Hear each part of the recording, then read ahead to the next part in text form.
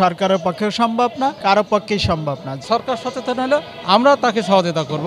আর যেখানে mail industry করা যাবে না, সরকারের অবশ্যই দায়বদ্ধতা আছে, সেটা সরকার এড়াই যেতে পারে না।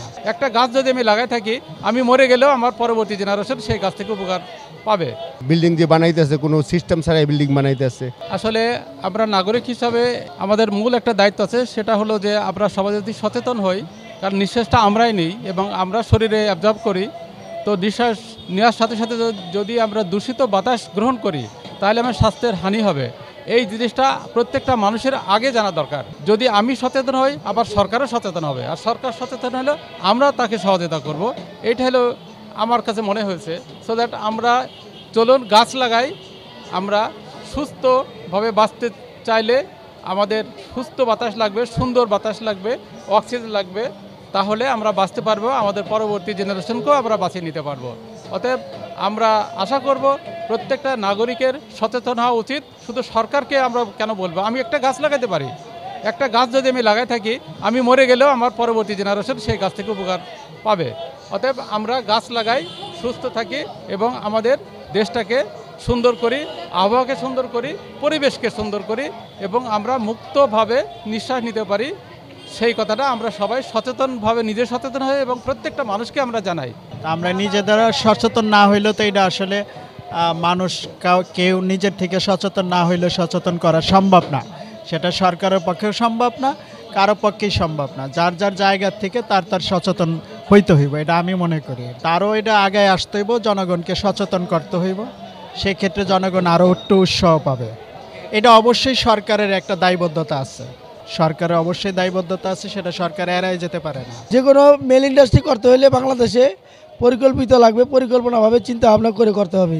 যেখানে করা যাবে না, যত্রতত্র কিছু করা যাবে না এবং তাদের ময়লা আবর্জনা যেগুলি সুন্দরভাবে পরিশোধন যায়, এক জায়গায় যায়, সেখানে না জমে, সেটার দিকে খেয়াল রাখতে হবে। যারা এই আছেন তাদেরকে খেয়াল রাখতে হবে। আর যেখানে মেল ইন্ডাস্ট্রি করা যাবে না, নির্দিষ্ট জায়গায় জোন করে জোনে ইন্ডাস্ট্রি করতে হবে।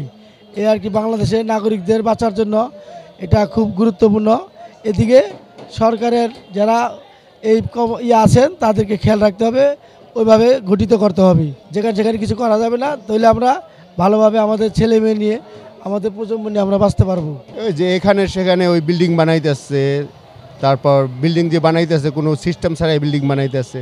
রাস্তাঘাট ভালো রাস্তা কাইটা, আবার রাস্তা কাইটা দেখা গেল যে বিদ্যুতের লাইন নিতে আসছে উল্টোপাল্টাভাবে, ওখানে ওই ধুলাবালি হইতেছে, ওটা থেকেই এই যে বায়ু দূষিত হইতে আছে।